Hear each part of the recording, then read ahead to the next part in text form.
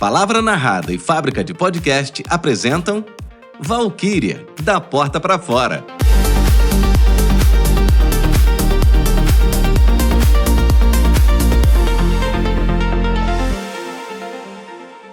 Episódio 4. Transformar a si e o mundo. Oi, meu nome é Leandro Negreiros e esse é o podcast Valquíria, da Porta para Fora, que percorre a vida de Valquíria Laroche, mulher trans, artista, militante e gestora pública. Aqui você vai ouvir sua trajetória desde a infância e adolescência até as noites intensas das boates belo-horizontinas e os dias atribulados dos corredores das instituições públicas.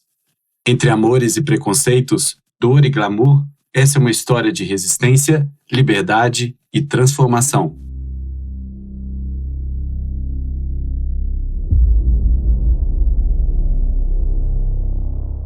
Desde que começou a visitar o presídio há 4 dias, Valquíria não conseguiu mais dormir. A cada noite em claro, era como se as vozes daquela cela ecoassem no fundo da sua mente. Vozes que não pediam ajuda, mas imploravam por humanidade. Basta fechar os olhos para ouvir novamente o que foi dito entre grades e paredes úmidas, lembrando-a de que a dor ali dentro não se calava com o silêncio da noite. Cheguei a sofrer 21 estupros em um só dia. Peguei hepatite, peguei sífilis. Eles botaram travesti como a primeira palavra no meu bebê. Nem nome, nem crime. Só travesti. E isso basta para a sociedade virar as costas. Se cortarem meu cabelo, eu me mato. Fui obrigada a transar com todos os homens da cela, um por um. Eles riam, zombavam, batiam. Eu chorava. Mas não podia contar nada aos carcereiros. Disseram que iam me matar. Um dia fui leiloada. Me trocaram por 10 maços de cigarro, um suco e um pacote de biscoito. Achei que fosse morrer ali. Lavava roupa, limpava a cela, servia todos. Era a primeira a acordar, a última a dormir. Valquíria sentia essas palavras como se fossem lembranças. Não lembranças exatas, mas sensações que reconhecia. Lembrava dos rostos daquelas meninas trans, travestis, meninos gays, meninas lésbicas. Lembrava dos corpos em alerta, dos olhos perdidos, das mãos que não sabiam onde pousar. Gente sem chão, gente sem defesa, gente sem nome. Sabia que precisava fazer algo, urgente, que não podia deixar que a vida de cada uma delas fosse resumida à violência e à vergonha, que merecia um mínimo de dignidade para pagarem suas penas com justiça, não com tortura. Naquela madrugada, deitada e com os olhos fixos no teto, ela se via em cada uma daquelas pessoas. Quantas vezes também esteve encarcerada em sua própria casa, prisioneira de sua identidade? Quantas vezes na escola foi a última a ser escolhida, e na rua e no ônibus obrigava-se a vestir boné e óculos escuros, implorando para que ninguém reparasse em sua presença?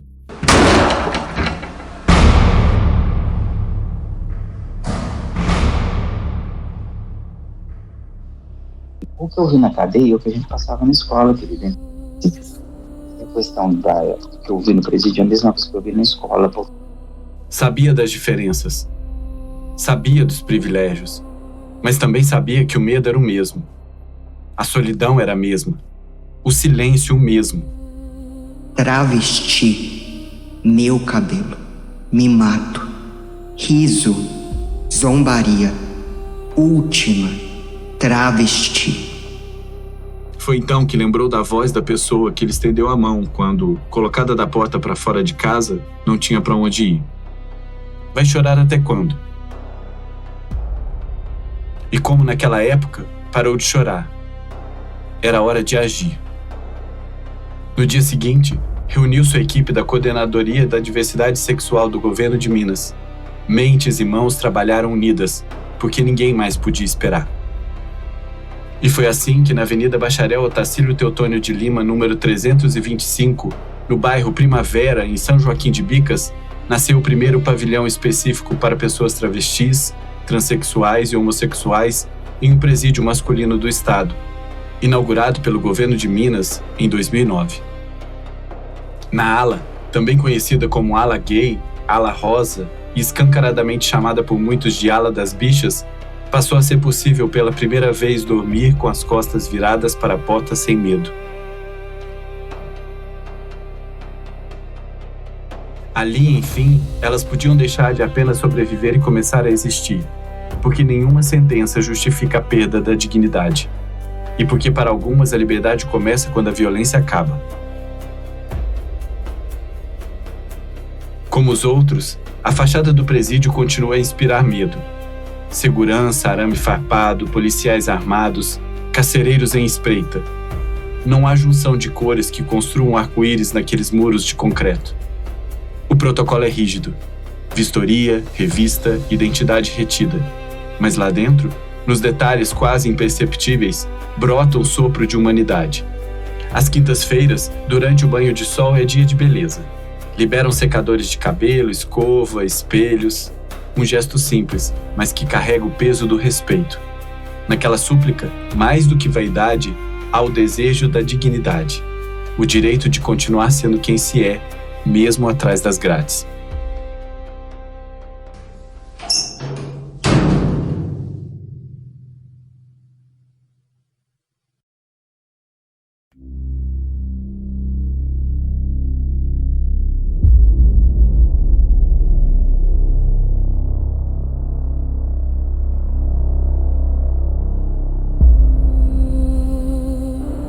A trajetória de Valquíria nas instituições públicas inicia-se no Centro de Referência da Prefeitura Municipal de Belo Horizonte. A instituição, hoje, tem iniciativas voltadas para o acolhimento, defesa e promoção dos direitos humanos e da cidadania de pessoas LGBTQIAPN+. O Centro de Referência promove ações de enfrentamento da violência e discriminação por orientação sexual e identidade de gênero, mas foi no início, contudo muito precário, que Valquíria começou a atuar. Que não foi institucionalizado, que a Valquíria que levou, depois abriu espaço do movimento, levou celas para lá, e trabalhava com uma garrafa de café e 2 pães de queijo, né, que ele foi para lá depois do espaço do movimento, também comido pão de queijo.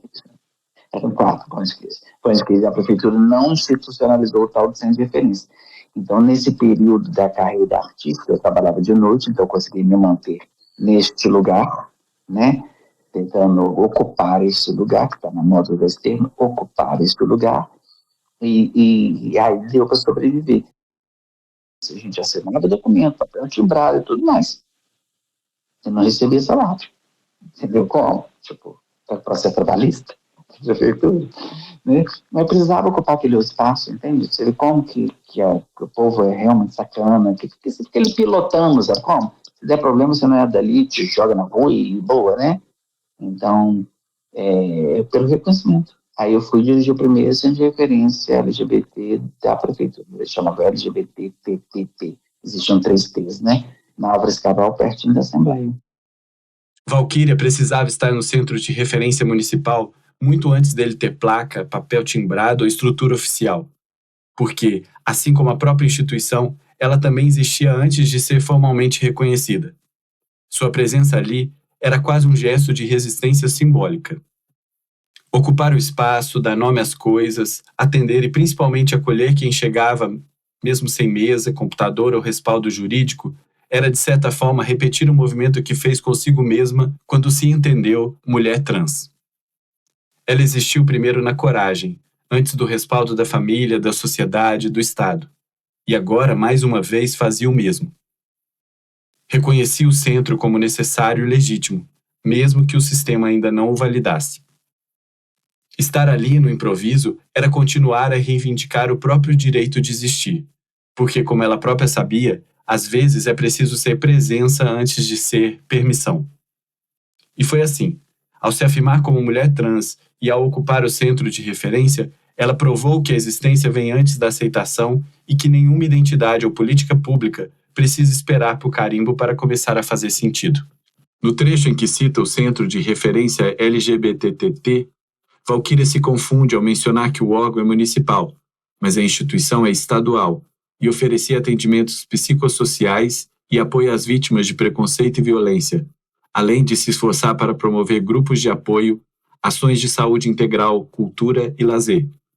O mais importante a ser mencionado aqui é que o maior reconhecimento de sua estadia no Centro Municipal certamente foi sua ida para o governo estadual. Foi para o governo de Minas em 2006. Valquíria passou a atuar na Secretaria de Estado de Desenvolvimento Social de Minas Gerais, a SEDESE, um dos órgãos centrais no Estado na formulação e execução das políticas públicas sociais. A secretaria é responsável por planejamento, execução e avaliação de ações voltadas à proteção, defesa e reparação dos direitos humanos, com foco em públicos historicamente discriminados, entre eles crianças e adolescentes, mulheres, pessoas com deficiências, migrantes, população em situação de rua, idosos, pessoas ameaçadas de morte e especialmente a população LGBTQIAPN+. A SEDESE também atua nas políticas transversais de igualdade de gênero, combate à violência e discriminação, além de promover a educação em direitos humanos. Dentro da estrutura da SEDESE, Valquíria passou a integrar a Subsecretaria de Direitos Humanos, um núcleo estratégico voltado à construção e consolidação de políticas e diretrizes que garantam a promoção, proteção e respeito aos direitos fundamentais. A subsecretaria atua por meio de programas, ações diretas e articulações com outras esferas de governo e sociedade civil, sempre com o objetivo de enfrentar as desigualdades e assegurar a cidadania plena a todos os grupos vulneráveis. Foi nesse contexto que Valquíria assumiu o cargo de diretor estadual de políticas de diversidade sexual, posição estratégica na luta pelos direitos da população LGBTQIAPN+. A sua presença na diretoria não era apenas técnica, era política, simbólica e afetiva. Ela não representava apenas um setor, mas uma história de luta e sobrevivência que agora ganhava espaço institucional. Como diretora, passou a construir políticas públicas com base na escuta, na vivência e no compromisso ético com a transformação social. Seu papel ali era garantir que outras pessoas como ela não precisassem apenas sobreviver, mas pudessem viver com dignidade e respeito. Valquíria cita sua atuação ainda antes de estar formalmente na instituição, no esforço para a existência da Lei 14.170 de 2002, ainda no governo de Itamar Franco. A norma passava a estabelecer punições para empresas que cometessem discriminação contra alguém por causa da sua orientação sexual. A lei estadual ecoava o que Valquíria já tinha ajudado a defender na Câmara de BH, com a Lei Municipal 8.176 de 2001. Duas iniciativas marcam dignamente a passagem de Valquíria pelo governo estadual, atualmente instalado na cidade administrativa Presidente Tancredo Neves, sede oficial do governo do estado de Minas Gerais. Primeiramente, seu trabalho foi marcado por coragem, sensibilidade e ação concreta em defesa dos direitos humanos da população LGBTQIAPN+, privada de liberdade. Ela atuou diretamente para transformar uma realidade marcada por violência, exclusão e desrespeito. Diante dos relatos de abusos, estupros e humilhações sistemáticas sofridas por travestis, mulheres trans e homens gays em presídios masculinos, Valquíria liderou a articulação para a criação das primeiras alas específicas destinadas a essas pessoas no sistema penitenciário mineiro.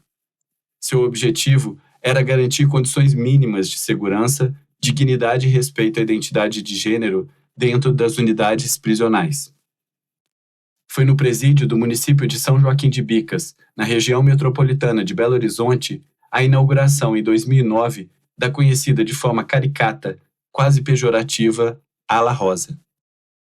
Então, eu conheci uma das minhas amigas, de verdade mesmo, né, amiga fiel, ela passou um período no sistema prisional, né, mas me contava absurdos, né, então assim, eu a vi na rua, ela já estava saindo do sistema, raspava a cabeça, estava de turbante, né, e até de piripiru, etc, né, então eu guardei aquilo, eu sempre fui curiosa em entender como era, né, não existia nem filme que era de novo, né, a gente não tinha essas notícias, tinha das travestis, né, que poucas e raramente nunca foram de cometer crime, as polícias também pouco se importavam, muito mais fácil bater e jogar na Lagoa do Pampulha como jogavam, né, do que levá-las para o presídio, mas condenação, ir para a justiça, mal cabia isso, só se fosse um roubo aí, mega, né? E aí eu fui saber. E quando eu fui, né, nas unidades, como que elas entram pelo Ceresp, dando exemplo, né? Tem uma porta de entrada, depois elas vão transferidas para lugar, aí quando é condenado. Aí eu fui na legislação, vi preso provisório com preso condenado separado. Gente, não separa, e fui ouvindo as coisas, né? Ler alguma matéria, não, no Brasil é medieval, né? Cada lugar pior que o outro, entendeu?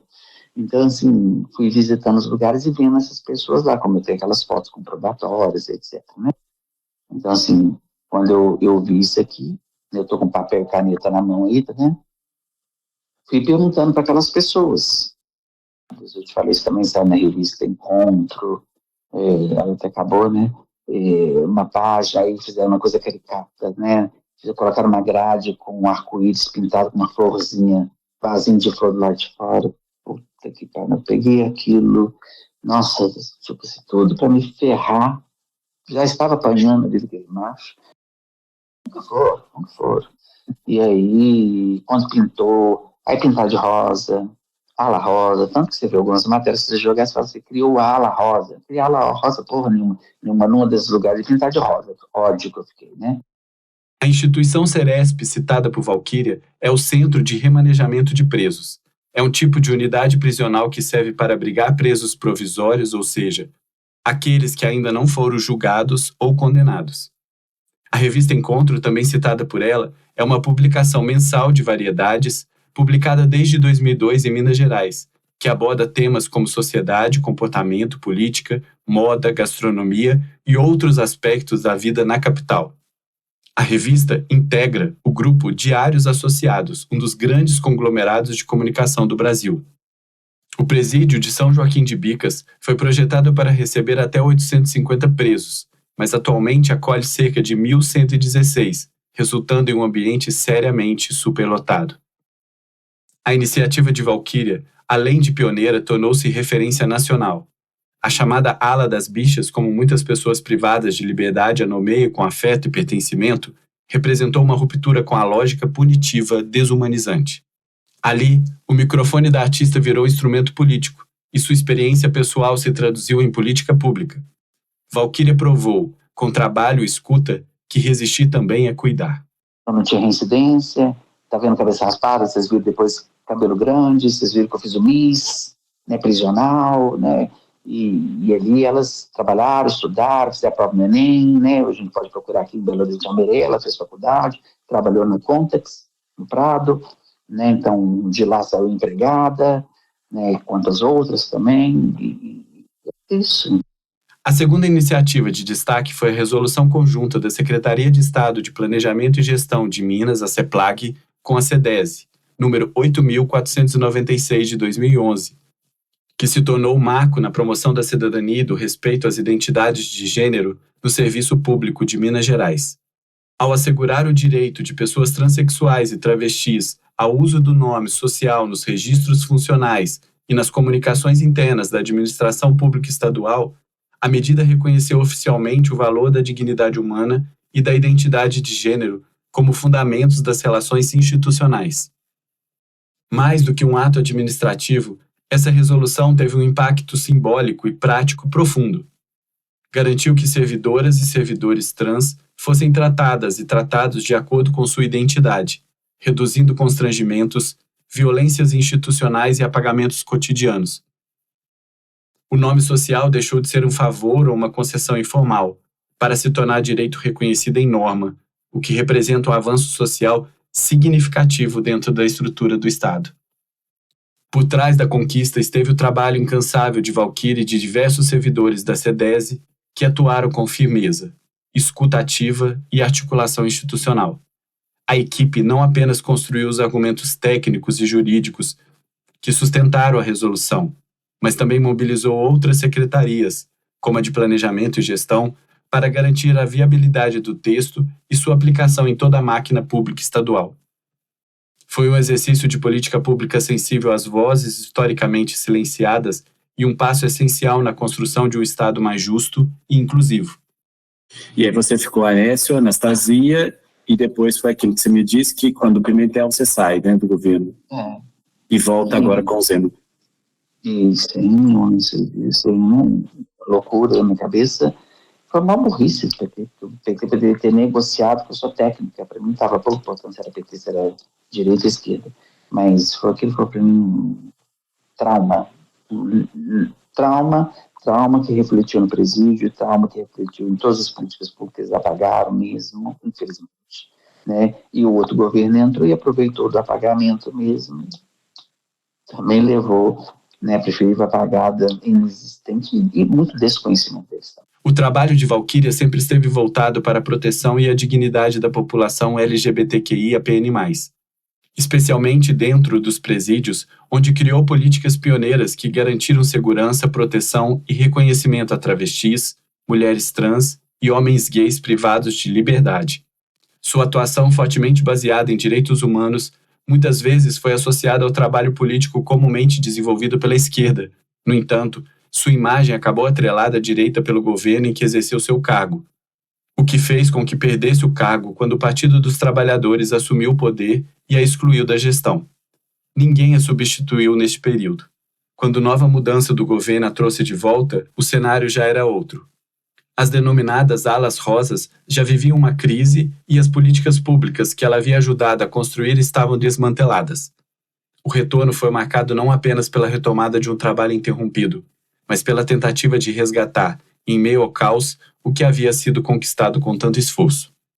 Então, era uma coisa redondinha, que desmantelaram, e expliquei que assim, eu posso provar. Em 2017 eu fui indicada ao prêmio Inovário, te falei isso da outra vez, né? E chegando lá, que é a última etapa, passei em todas as etapas, a 10ª etapa, em loco, vem alguém de Brasília, lá, do desembargador juiz, lá, do povo lá, vai conhecer, nós entramos, estava lá, Batalhão lá, que saiu há pouco tempo, mas ela cumpriu 2 vezes pena pro tráfico.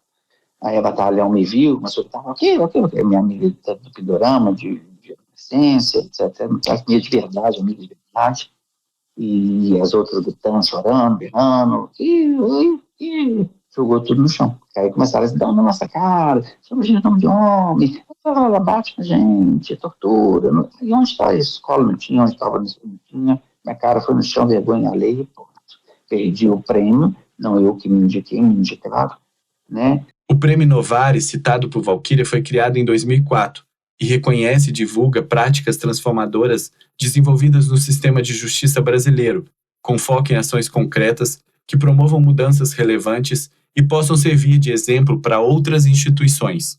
O Jardim Itacabá existia lá, jardim lá na porta, elas trabalhavam no jardim, elas trabalhavam na cozinha, elas trabalhavam em todos os lugares, todos, elas varriam o presídio, elas jogavam água no presídio, elas pintavam, elas tomavam conta da biblioteca, primeiro leitor da cela, primeiro leitor da ala, primeiro leitor da unidade prisional, quando eu era misto, então eu estendi para mulheres e para héteros, eu já te falei isso, elas iam com o carrinho, né, tipo Britney Spears, elas adoravam, fazer na aula de homens e de mulheres, né.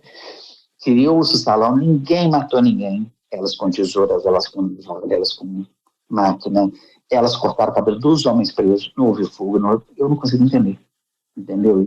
Você é muito segura do impacto do seu trabalho na comunidade LGBTQI.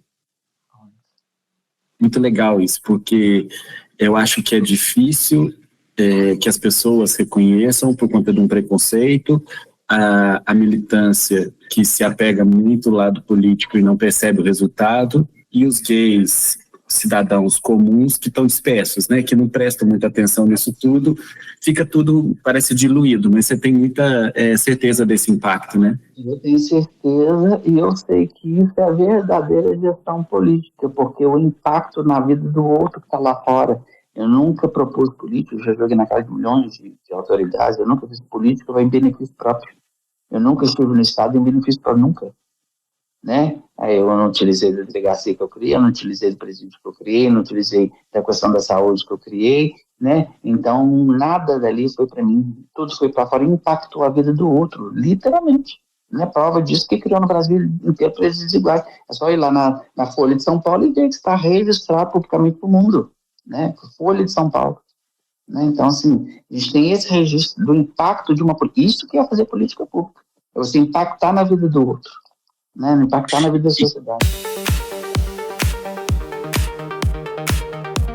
Erra, no entanto, quem pensa que Valquíria é uma pessoa que só trabalhava e militava. Ainda que assegurasse a importância dessas duas atuações, Valquíria também vivia, como sempre, rodeada de amigos e, lógico, de amores. Sobre os amigos, quando perguntada pelo medo da solidão, ela é assertiva. Não, eu não tenho medo da solidão, eu tenho medo da perda dos amigos. Você vai passar, mas é a mesma coisa não.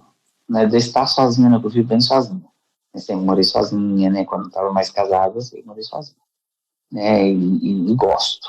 Mas assim, mas eu tenho a consciência, não consciência como a mãe tem outras, tem, porque elas têm aquela coisa, eu já vi muitas atrizes falar, tipo assim, elas moram sozinhas, tudo sozinhas, elas moram sozinhas. Não é assim, não, você tem um baque de uma dor de uma coisa que tem sozinha certa. Quando perguntada pelas suas relações amorosas, ela dispara. Solteira nunca.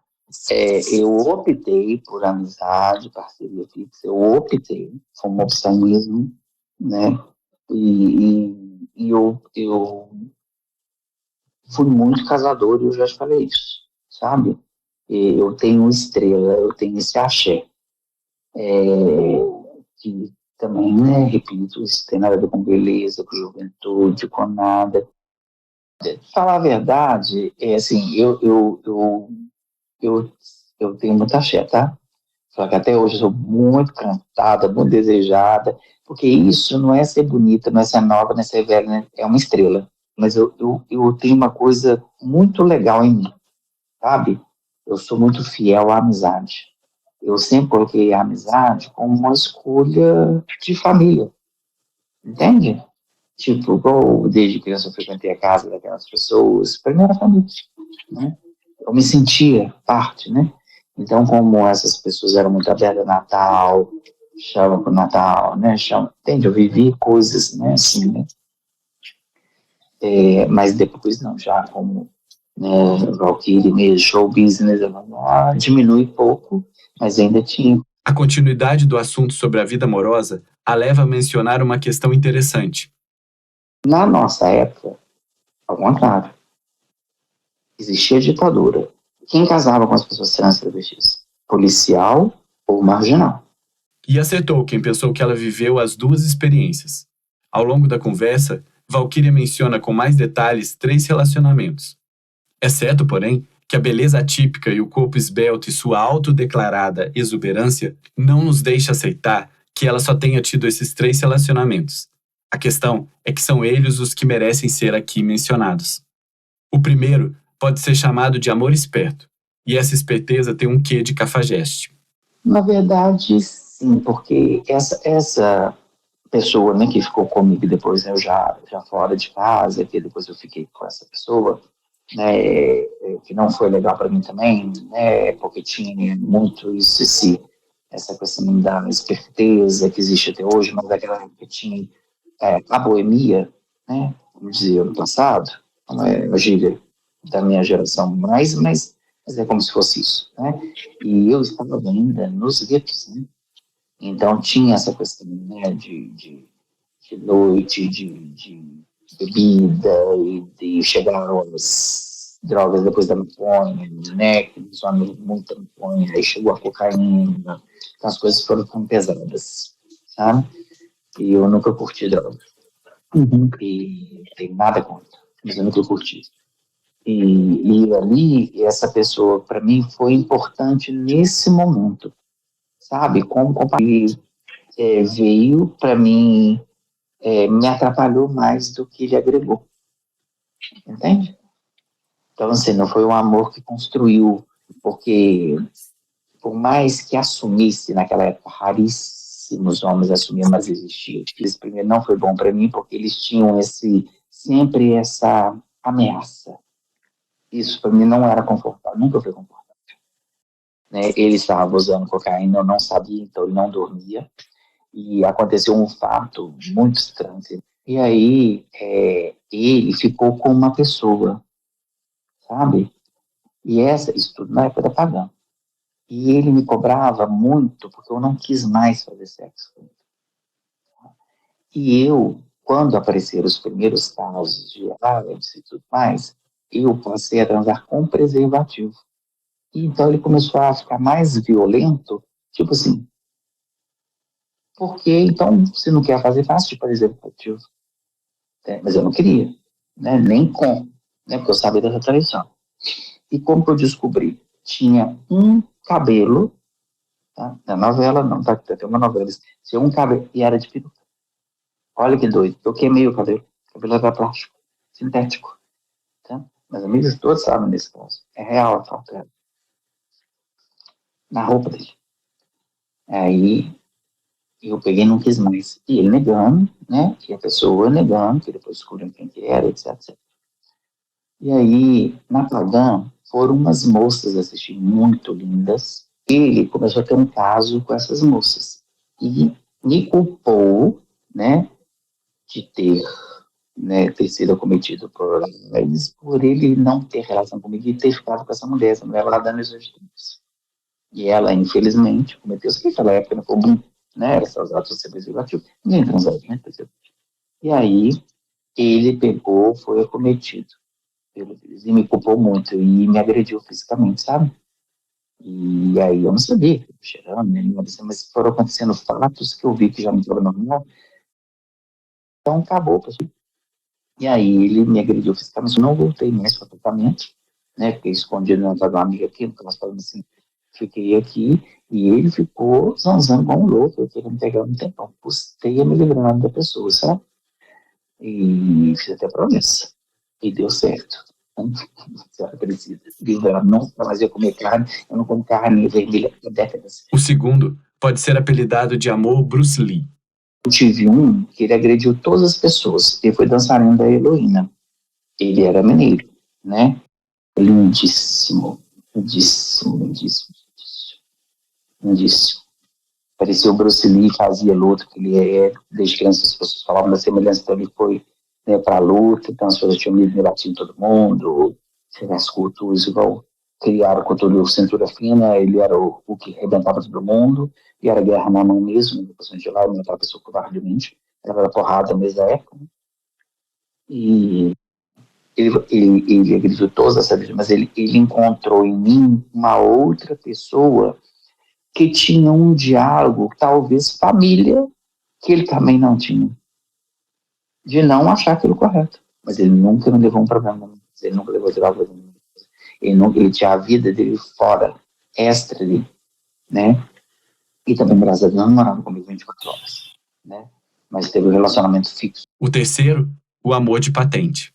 E depois eu tive relação com um cara que ele chegou a coronel de polícia. E depois eu fui casado com um coronel de polícia, sabe, né? Já adulta, já fiz escândalo aqui, me fico toda sabe? Entendeu?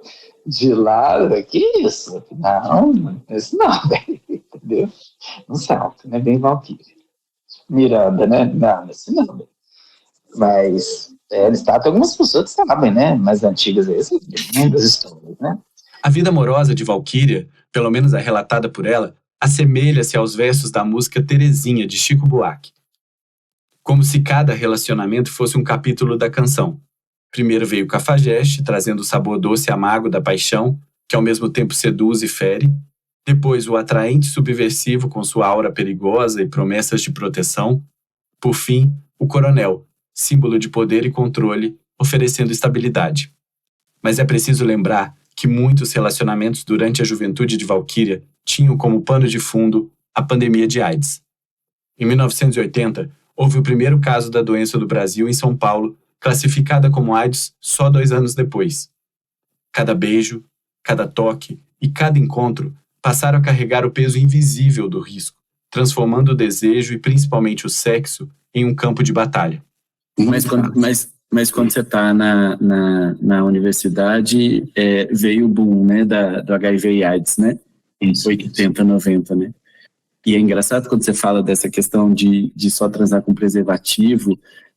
Foi intuição ou você... Medo? Não, nada de intuição, medo, porque não existiam remédios. Você via as pessoas com corpos cadavéricos.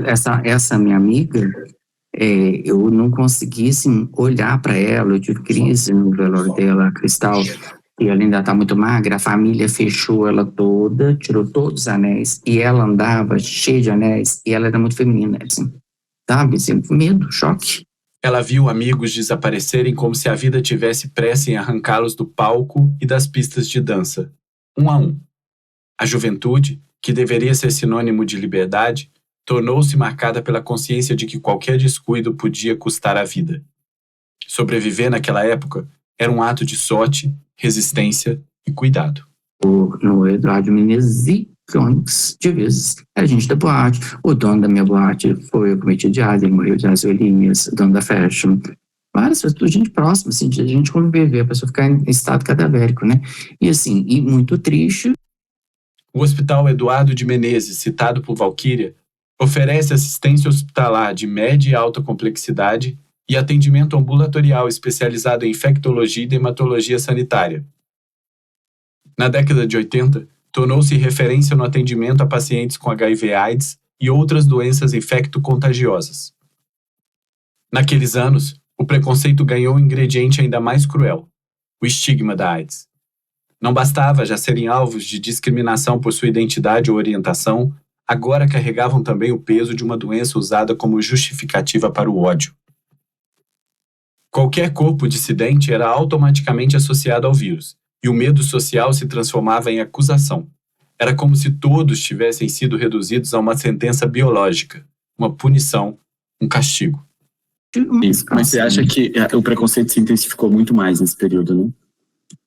Naquela época, sim, porque as pessoas não sentavam nas cadeiras que a gente sentava no ônibus, e pior, que era assim, a minha, eu sempre repito isso, a minha sorte é que eu sou pequena, eu sou baixinha, então passava batido, e tinha muito mais cabelo que eu tenho hoje, né? Eu tinha muito cabelo, prendia, né? Eu punha boné, né? E roupa normal, que eu não era extravagante com roupa, nunca fui, né? Então passava meio que invisível a muitos olhos, mas quem tá perto, quem viu, quem sentou, quem tá em pé, olhou.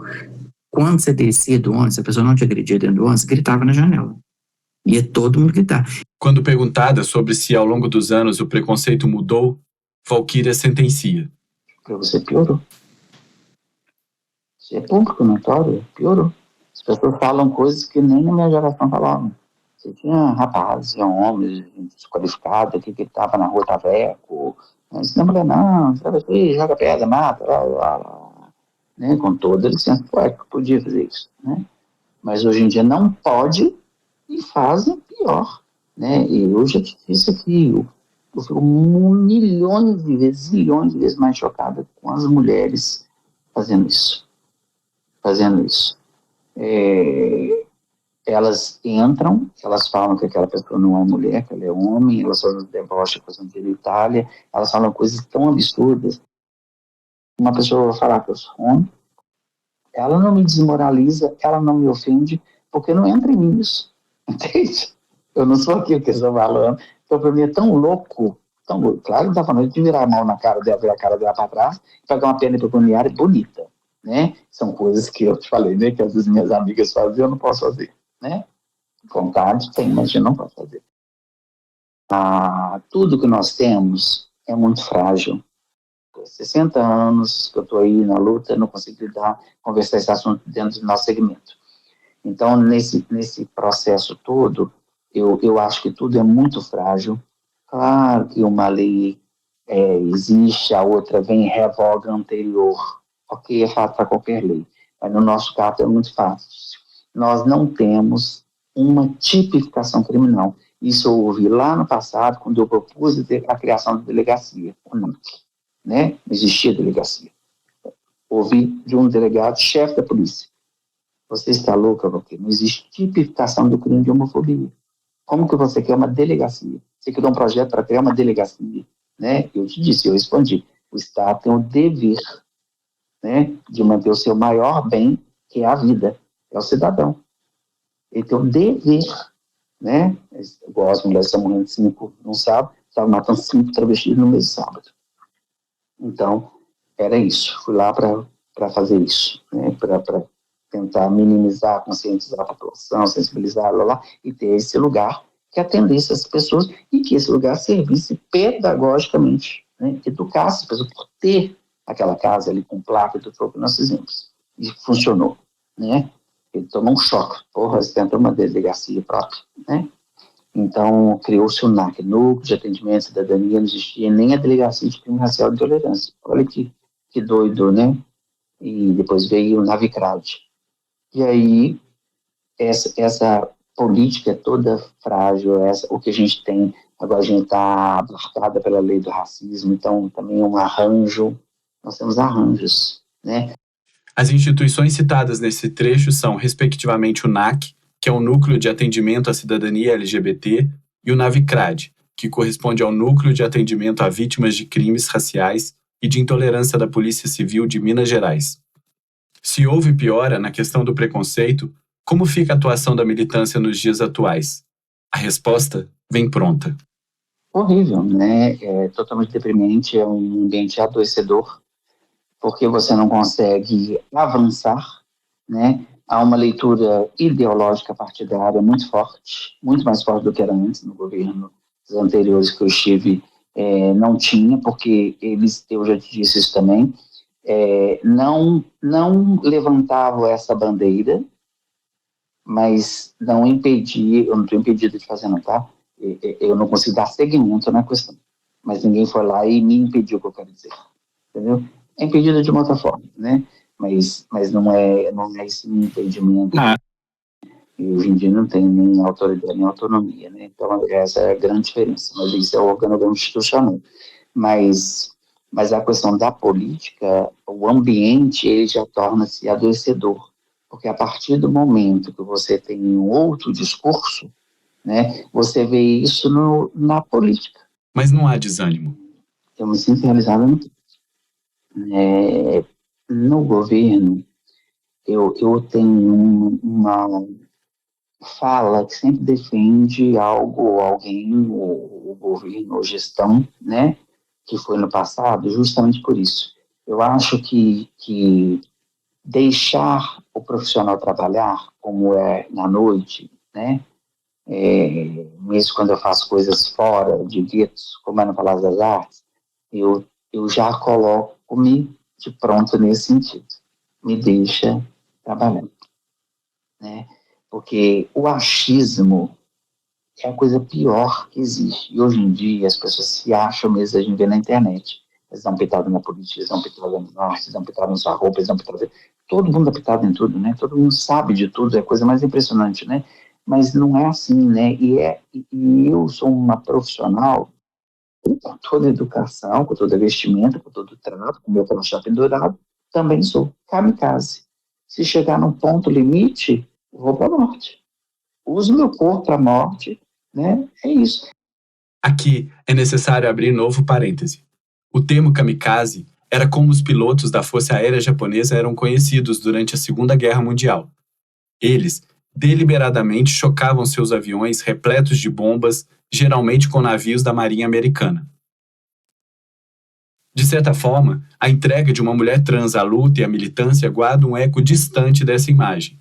Não pela busca da morte, mas pela coragem de colocar o próprio corpo como instrumento de resistência. Assim como o kamikaze se lançava ao combate ciente dos riscos, ela se expõe nas ruas e nas instituições, enfrentando preconceitos e violências para abrir caminho a outras vidas. Seu voo não é contra navios inimigos, mas contra estruturas que negam direitos. Suas armas não são bombas, mas palavras, gestos, presença e dignidade. E seu objetivo não é a destruição, e sim a afirmação plena da vida. Não vou perder para discurso de extremista não, tá?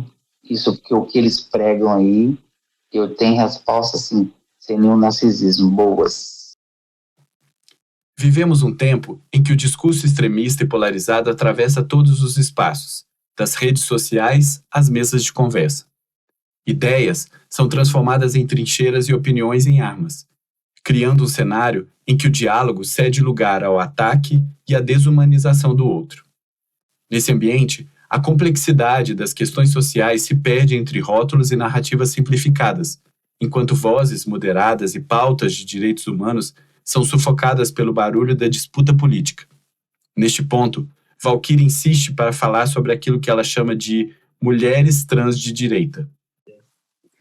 Estou muito chocada com isso, assim, elas estão equivocadíssimas também, né? Vários motivos.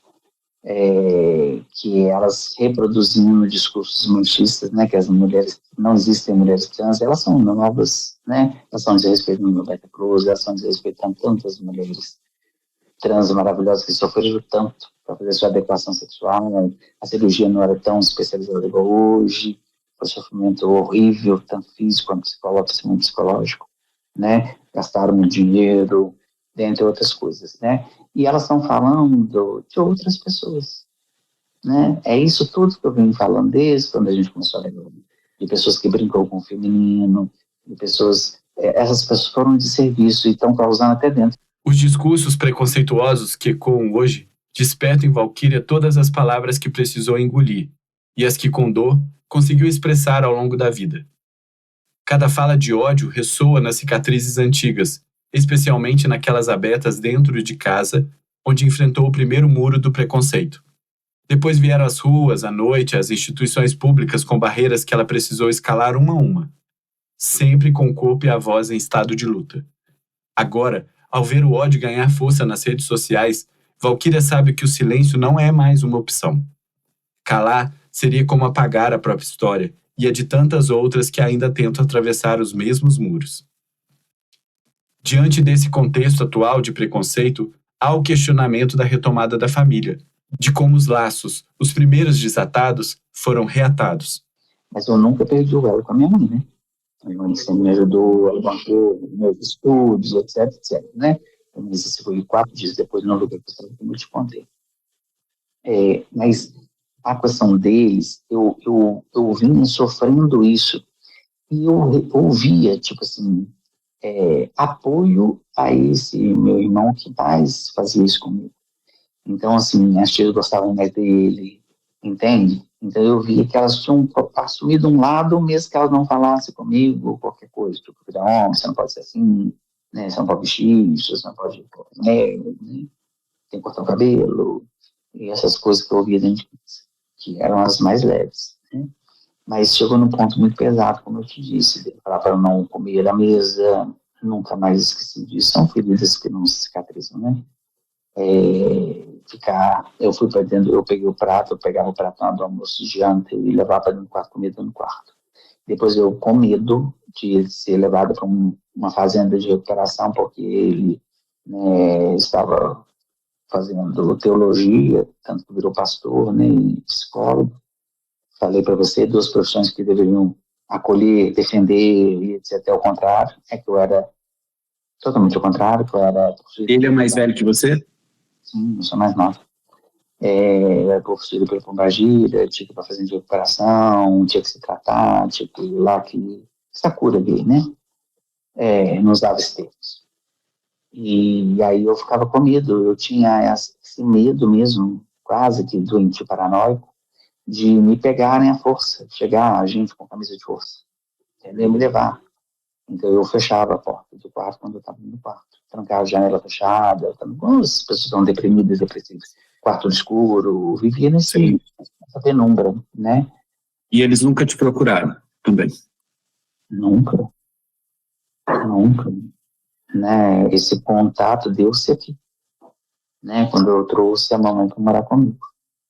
Então aí eles vieram, eu te disse também no início, eu trato bem, claro, né? E respeito, mas soltam algumas coisas no masculino, né? Nomes, sabe? Nome morto, de vez em quando solta.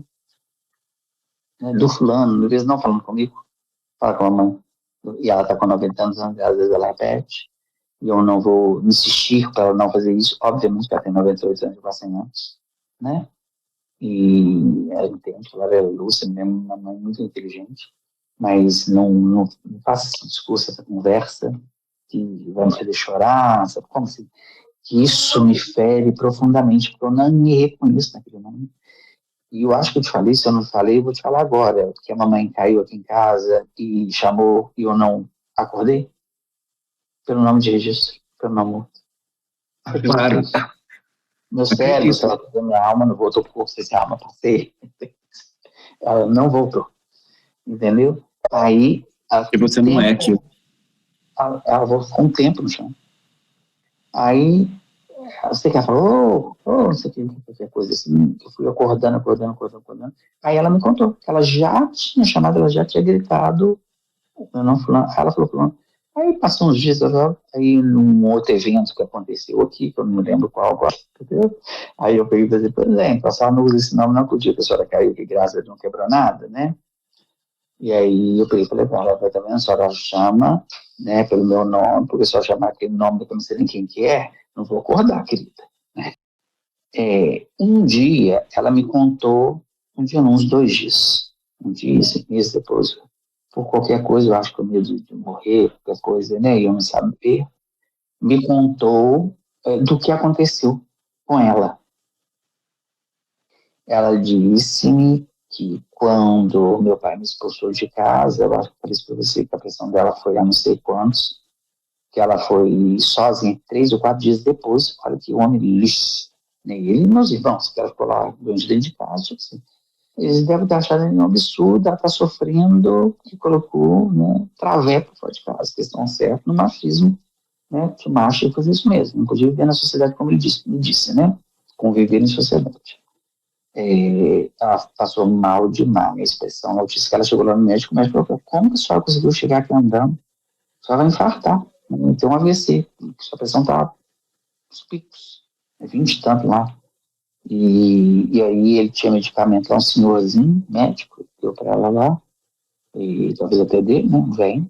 Aí melhorou um pouco a pressão, e aí que ela foi receitada, e esse mesmo medicamento que ela tomou a vida inteira e acabou com a sangue dela, né? E é isso, que ela conversa sobre isso, sobre o dia, sobre o que aconteceu, foi isso, na versão do que aconteceu com ela, né? Mas sobre essa virada da vida, depois de você acolhê-la na sua casa, não? Não. E nem eu entraria nesse assunto, porque ela acho que causa sofrimento. Né? E não faço, né? Mas, nossa, você não sabe as coisas com bolo. Assim, se meus irmãos virem aqui, você lê a falsidade dessas pessoas. E esse que me ajudou, me citou meu pai, que é pastor e psicólogo, etc. É pior, porque ele é perverso e eu acho que ele é mais doente. E se ele acha que por eu ser assim doente, ele é doente. Né? Porque ele faz coisas que ela percebe e ela traduz isso como se eu não quisesse que eles viessem aqui. Entende? Claro que na minha cabeça eu não gostaria mesmo, mas eu, de forma alguma eu manifesto isso, muito pelo contrário. Entra, senta, faço cara boa, como que Cicerone foi hostess, tantos anos, né? Tanta gente estranha, entendeu? Eu sou atriz também, né? Entra, senta, então ela não percebeu isso nunca, eu te garanto. Nunca aconteceu assim, uma cara feia, porque eu saí, eu botei a porta, que lixo, porque nada, não resmungo, finge que não entrou ninguém, não saiu ninguém. E ele faz isso porque ele mal vem aqui, ele é o que menos vem aqui, e sabe o que ele fez? Ele fala para essa minha irmã de coração, que fica aqui quando eu vou trabalhar na cidade de quando eu deixo uma mãe sozinha, não pode, né? E aí ele liga para ela. E vem quando eu não estou. Isso me incomoda profundamente. Me incomoda profundamente. Raríssimas, ele veio nos momentos anteriores, que ela não precisava dela vir aqui muito né, melhor assim, uma mãe muito lúcida, na verdade já requeria, mas né, ela estava muito bem. E depois passou dos 90 e tantos que eu pedi ajuda. E ele faz isso. Então vem no momento que eu não estou. Assim, isso me incomoda profundamente. Porque eu não fiz nada contra ele, eu não falei nada, que eu não fiz muito pelo contrário, não tratei muito bem. Outra coisa, eu não sirvo nada. Primeiro, quando eu sou dona de casa, é casa de artista. Né? Nem ela. Chamava um café, um suco, Não, não sei. E aí, para um entendedor, um pingo a letra, né? Talvez por isso possa ter rolado qualquer assunto nos bastidores. Não sei o nome. Mas ele já falou. Um dia ele veio com a ex-esposa, com o filho, aí ele joga pontos e a mamãe não pega. Sabe que ele joga ponto como se estivesse brincando. Aí, todas as coisas que a falação de família, todo mundo falando ao mesmo tempo, e aí ele falou assim, não, vamos embora mesmo. Não tomamos água, não serviram nada pra gente. Isso aqui, esse cara de paisagem. Às vezes traz bolo para o aniversário da mãe ou qualquer coisa assim, não parto o bolo. A mãe mostra o bolo lindo, nossa, que lindo. Entendeu? Quer pôr na geladeira? Estragar, calor. Fui lá na geladeira, entendeu? E não como também. Nada, está nada. Entre os muitos episódios que revelam a complexidade de sua relação com a família, Valquíria guarda um em especial, marcado por um silêncio cheio de significados. Ela lembra que quando seu nome começou a aparecer nos jornais, seja por causa da artista ou da militante que era, a sua mãe, antes que o pai pudesse folhear as páginas, retirava discretamente a folha com a matéria. Um gesto silencioso, meio proteção, meio omissão, que dizia muito sem precisar de palavras. Você poderia ser o grande fracasso da família e ao contrário, né? Deve ser exatamente o oposto disso. Mas não tem isso. Certa monta aí, a minha mãe tem um pouco de culpa no início. Porque ela escondia. Você se lembra que a gente recebia mídias, era papel. Na minha casa, sempre assinou os jornais. Então era o Estado de Minas, uma época eu me lembro, se tinha outro ano, se o Estado de Minas, eu me lembro. Acho que até o Diário da Tarde, se o Diário da Tarde antecede o Estado de Minas, mas o Diário da Tarde recebeu dois, que eu me lembre. Além de revistas, essas puseram assinaturas, né? Certo tipo de assinatura. Eu acho que nisso comprava em banco, depois virou assinatura. Manchete, lá. Fatos e fotos. Essa bobajada não, que são bem curtos, sabe? Era bem mais nesse nível. Quando saíram as primeiras matérias de ativismo meu, aliás, até artístico, que eu trabalhei até com grandes empresários, como foi a Nézia Cambrai na Pagan, a mamãe não mostrava. E aí, essa questão ela escondia. Porque eu já perguntei isso, lá no passado. Eu fiz umas 2, 3 páginas de jornal, eu vi. Só que ela sentou, talvez preocupada com isso, né? E já foi sentando primeiro e desfolheando o jornal. Ao olhar para sua trajetória, fica claro que Valquíria teve de enfrentar o preconceito em todas as fases da vida. Desde os primeiros passos dentro de casa, até ser colocada da porta para fora, passando pelos palcos, ruas e instituições públicas. O que mudou com o tempo não foi o olhar do mundo sobre as pessoas como ela, mas a forma como ela aprendeu a sobreviver a esse olhar. O preconceito ganhou novas nuances, mas foi Valquíria quem se transformou de verdade. Precisou se fazer mais forte, aprender a driblar algumas violências, ignorar quando era possível, falar quando era necessário e agir sempre que lhe era permitido. Se olharmos com atenção, aquela menina de 16 anos que foi colocada da porta para fora já trazia consigo uma amadura silenciosa. Não existe dor maior que o preconceito vindo da própria família. E foi essa ferida que a ensinou a se disfarçar diante do mundo. Desde criança, quando customizava suas roupas para tentar se sentir inteira, ela aprendia a criar uma versão de si capaz de sobreviver.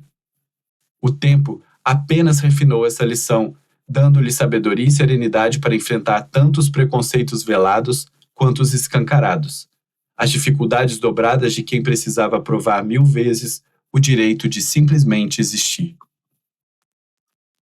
Mesmo cercada de amigos e amores, esse aprendizado foi solitário.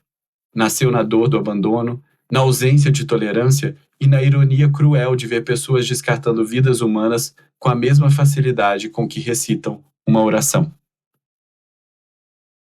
A história de Valquíria é a prova viva de como a percepção precoce do preconceito molda uma vida inteira. Como tantas crianças LGBTQIAPN+, ela sentiu muito cedo, ainda nos primeiros anos de infância, os olhares atravessados, os comentários sussurrados e as desaprovações, explícitas ou silenciosas, que diziam sem palavras: você não é normal. O impacto dessa percepção não se apaga. Ele se infiltra em cada escolha, em cada medo e em cada tentativa de existir. Mais cruel ainda foi perceber que os adultos, aqueles que deveriam supervisionar, acompanhar e acolher, a deixaram sozinha diante de descobertas tão delicadas e fundamentais. Não bastava apenas amar. Era preciso compreender que quando uma criança manifesta o inesperado, a responsabilidade não é dela, é de quem a guia. Valquíria não teve esse guia, não completamente, dado a presença distante da mãe.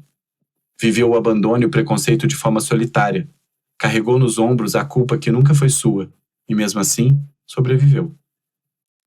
Sobreviveu para provar que aquela criança rejeitada se tornou mulher não por causa da dor, mas apesar dela. E que resistir no fim também pode ser uma forma de amor bastante ampla. Pode ser entendida como amor próprio, e amor por todas as pessoas pelas quais ela lutou e luta em sua militância e vida política. Valquíria aprendeu cedo a fazer do limão uma limonada, transformando rejeição em força, preconceito em bandeira e dor em arte. Mas a pergunta que sempre paira é: a que custo? Cada vitória teve um preço alto, pago com noites de solidão, lágrimas escondidas e uma maturidade arrancada às pressas ainda na infância. A resiliência, tão admirada de fora, nasceu de feridas profundas, e cada conquista carregava consigo a lembrança de tudo que foi perdido no caminho. A limonada que ela ofereceu ao mundo tinha sabor de superação, mas também um fundo amargo, o de quem precisou ser forte porque nunca lhe deram a chance de ser apenas uma menina. Quando perguntada sobre a morte, Valquíria sorri com uma serenidade rara de quem viveu tantas batalhas. E grandes lições da minha mãe, né? Que a minha mãe, ela tem um deboche com a morte, uma versão da morte. Eu acho que é por isso que ela é viva. Sabe? Ela tem um descaso pela morte. Isso eu acho maravilhoso, assim. E plagio mesmo, entendeu? Ela fala que a morte é ridícula, eu falo isso, né? A morte é ridícula. Para mim, a morte é ridícula. Então, ela tem uma, sabe, Nossa Senhora bonita, velhinha, daqui eu vou morrer, sabe? Não fala as coisas da morte, mas ela mais me causa dor do que a ela, né? Quando ela fala da morte dela, né? Ela falou ontem de novo. Pois que filho nenhum não gosta de ouvir, né? Se eu estiver vivo amanhã, vou fazer isso, né? Pelo amor de Deus, não conversa. Mas é porque ela tem esse descaso, né? Eu acho isso ótimo, não ter essa fixação com a morte. É uma etapa, mas você não ter essa leitura, é uma etapa a morrer, eu acho isso bacaníssimo. Apesar de ter atravessado momentos que deixariam marcas profundas em qualquer pessoa, o peso do preconceito, a rejeição dentro de casa, a luta constante por respeito e espaço como mulher trans, Valquíria não carrega sua história como um fardo. Pelo contrário, fala dela com um brilho nos olhos e um sorriso fácil, enxergando cada queda como parte da coreografia que a trouxe até aqui.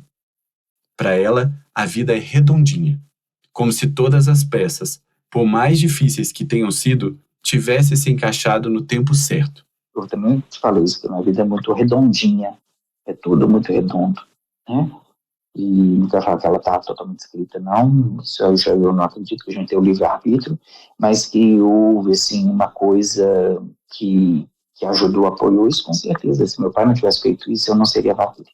À medida que sua história, pelo menos a vivida e contada até aqui, se aproxima do desfecho, Valquíria ergue a voz com a força de quem sobreviveu a tudo e transforma a dor em chamado.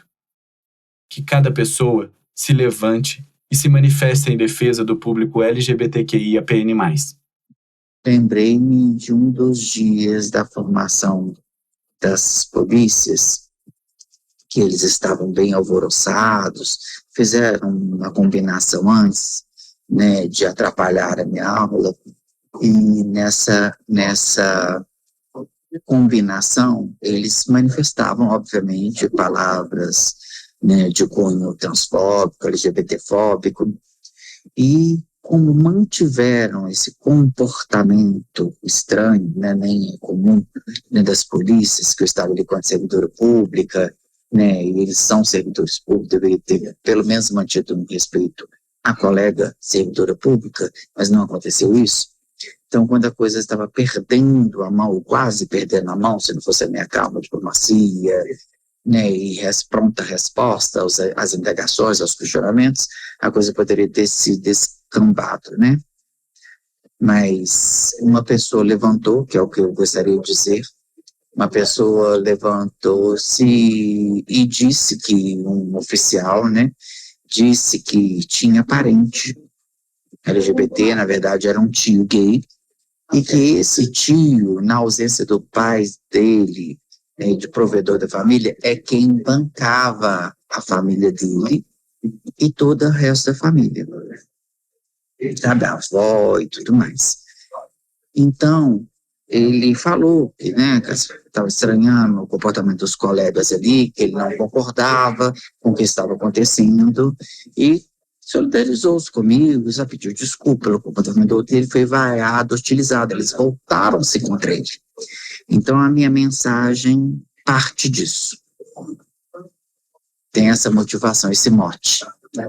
Que se levantem, né, pessoas como esse oficial da Polícia Militar, né, mesmo dentro do seu contexto ali social, dentro da sua instituição, na rua, qualquer ambiente, que ele se manifeste, né, favorável ao respeito, favorável ao diálogo, favorável ao ser humano, né? Foi isso que aconteceu, eu lembrei muito disso. Se levantem pessoas.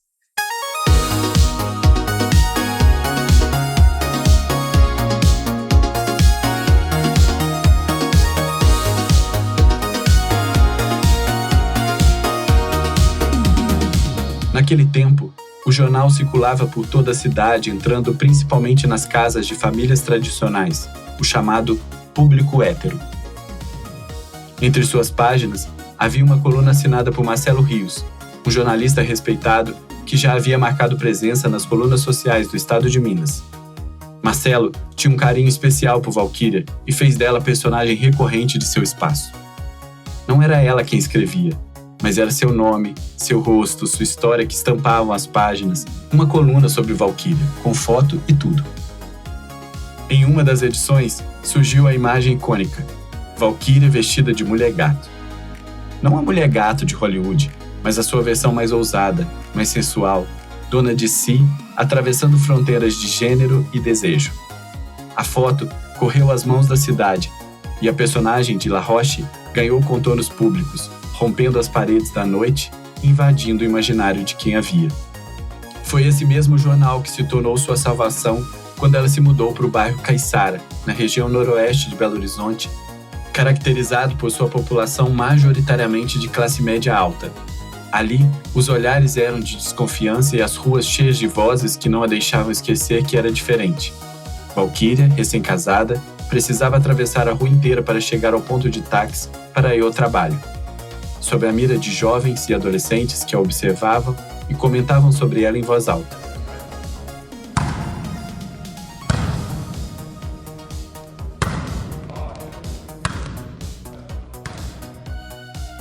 O barulho dos jogos de vôlei na rua invadia suas poucas horas de sono, e o medo crescia. Será que algum dia vão me agredir? A cada passo, sentia-se invadida, julgada, prestes a ser expulsa de um espaço que deveria chamar de lar. Foi então que decidiu agir. Pegou fardos inteiros de jornal, o que estampava: Conheça as noites calientes de La Roche, com sua foto vestida com um top floral e o cabelo natural caindo sobre os ombros, e enfiou um exemplar em cada caixa de correio dos prédios da rua, um a um.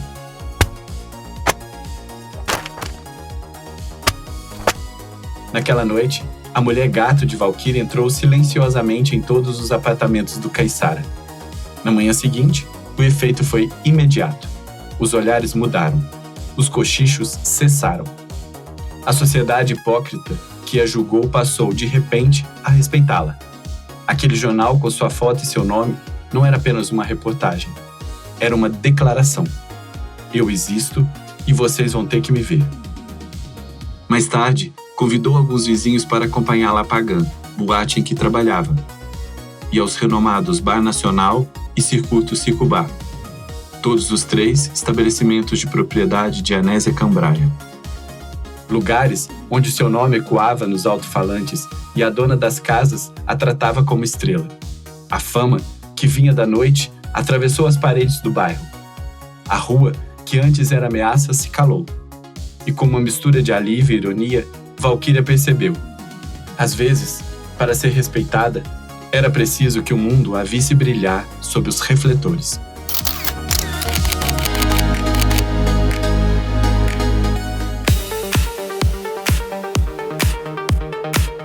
Nesse último episódio, os textos são meus, Leandro Negreiros, com base na entrevista realizada com Valquíria La Rocha em fevereiro e março de 2025. Os áudios que ilustram a narrativa foram materiais coletados em nossa conversa.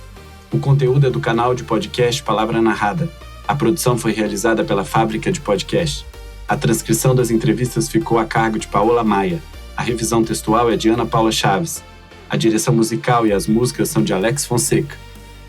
A identidade visual é de responsabilidade de Alan Vasconcelos. A comunicação digital e assessoria de imprensa são de Carol Borges. E a Isabela Martins é responsável pela social media do Palavra Narrada. Os trechos das falas das mulheres travestis e trans que aparecem no início desse episódio estão na voz de Will Diniz e foram retirados da matéria do Estado de Minas de 25 de novembro de 2014 com o título Homossexuais contam abusos que sofriam em prisões sem separação, de autoria de Sandra Kiffer.